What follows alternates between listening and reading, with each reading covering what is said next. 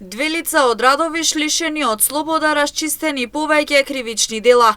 На 28 септември во полициската станица Радовиш е задржан СР 21 година, кој бил лишен од слобода на подрачје на Охрид по барање и телеграма на полициската станица Радовиш. Тој се сомнечи дека во текот на 2023 година извршил повеќе кривични дела на подрачјето на Радовиш. Во службениот разговор во полициска станица, тој признал дека извршил 9 кривични дела тешка кражба и едно кривично дело кражба. За преземените мерки е запознаен јавен обвинител од Основното јавно обвинителство Радовиш, а по целосно документирање на случаите против лицето ќе биде поднесена соодветна пријава.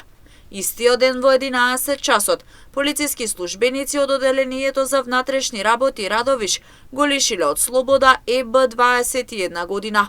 Тој се сомнечи дека во текот на овој месец извршил повеќе кривични дела тешка кражба, кражба и одземање на моторно возило на подрачјата на Радовиш и Струмица.